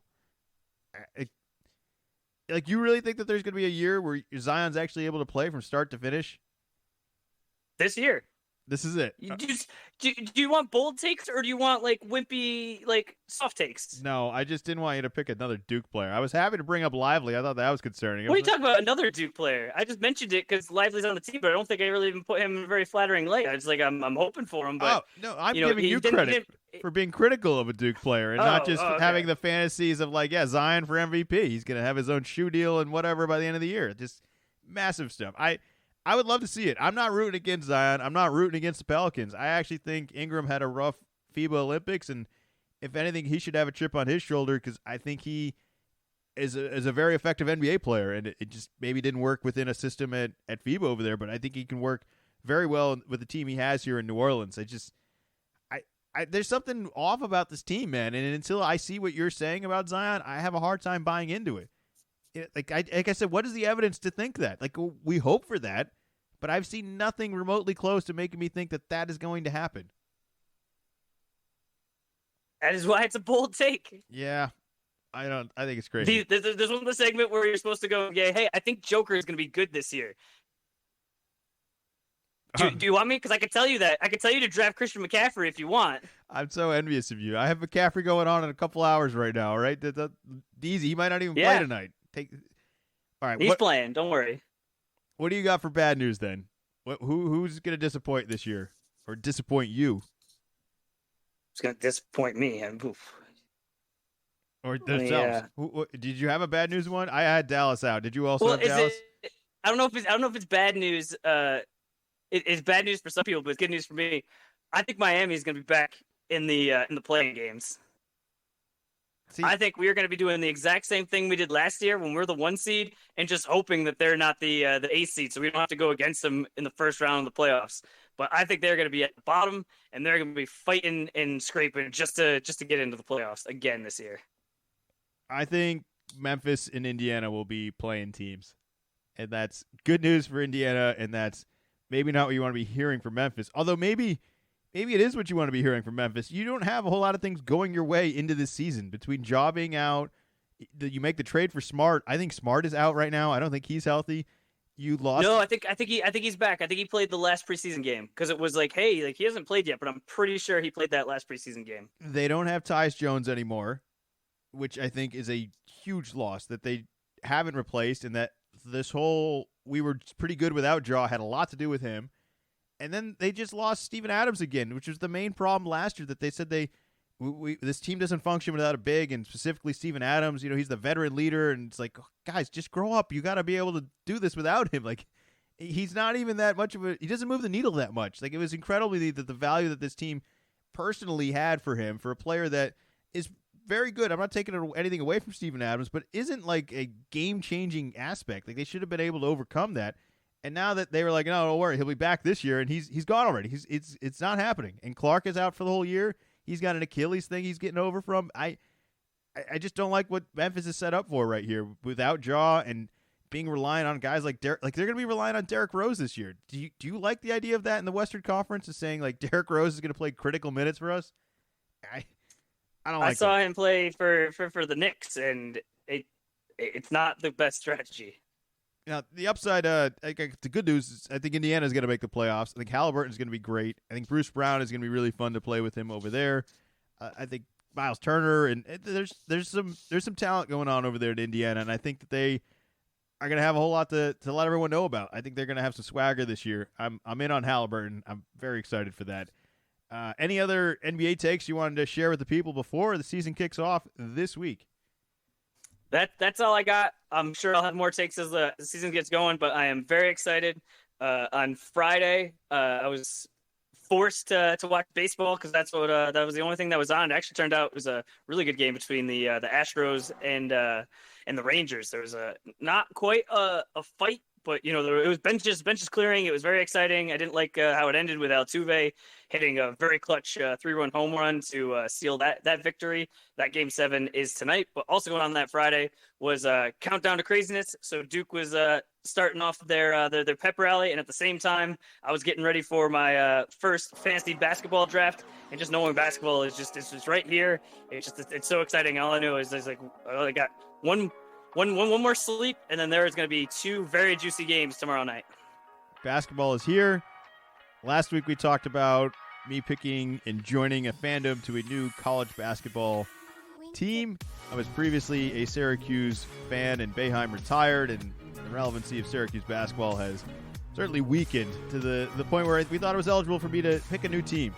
And I did a pick. I made a pick last week after the podcast. I had some nominees, and I lived with it for a little bit. And I realized that, being the fan of all of this, I tackle and take on a lot more than just being a fan of this. I take on the alumni of all this, the alumni of the players that are currently in the NBA. And I don't even want to tell you what the school was, but I started looking at like the players I was going to have to start supporting, and I got off board. I got off the bandwagon in a week.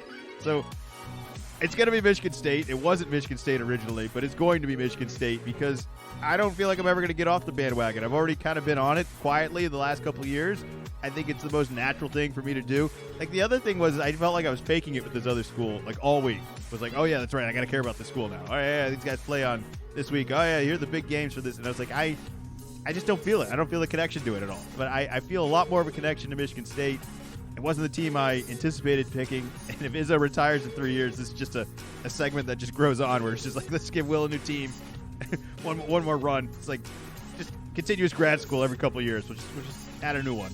But that is the big announcement. It's going to be Michigan State. So any smack talk you want to give me for the rest of the year and until Izzo retires or moves on to whatever he does, I'm ready for it. Watch out. Spartans are coming. I am not all the way surprised, but I will say I'm surprised that you picked a team, looked at the players, and said, oh, no, I don't feel comfortable with that, and then went with the school that Draymond Green is from, who I know him best as the guy that punched his own teammate. So that's interesting. The other thing is you're jumping right into this with both feet because Champions Classic, it is Duke, Michigan State, and that is less than a month away. So get ready. I'm ready. I need to remind myself that I'm not going to have to remind myself as much that I'm a Michigan State supporter at this point. Versus these other schools, the other school that I did pick last week, I was already having to remind myself, and it didn't feel natural. It felt very forced. It felt like This was going to be easy. It's going to be easy to remember. You've already been flirting with them for a while, and no one's going to be surprised that this is your new team. The other thing is I know enough about Michigan State from the past, and these other schools, it was like I really was going to have to go do history because if somebody called me out on it, being like, hey, you're a podcast fan, and you're a fan of this school, have you heard of blah, blah, blah, and it's like, I have no idea. I don't want to be that guy. So I'm locking it in. That's fair. I'm doing that. I know we didn't get to any college football headlines today. I imagine they're going to play again next Saturday. And hopefully we'll have more time for that with the NBA taking a whole lot of time today in the picks. But thank you, as always, for listening. Make sure you follow us on our social media and subscribe anywhere you can get your podcast. Little Column A, Little Column B, LCA, LCB on X, as well as Zach's X account is Wicked Z-Man 24. Anything you want to add for the people out there? Go Celtics. Man, that time of the year. Patriots win and a Celtics win in the same week. We might not get a lot of those. Ooh, Watch out. Go.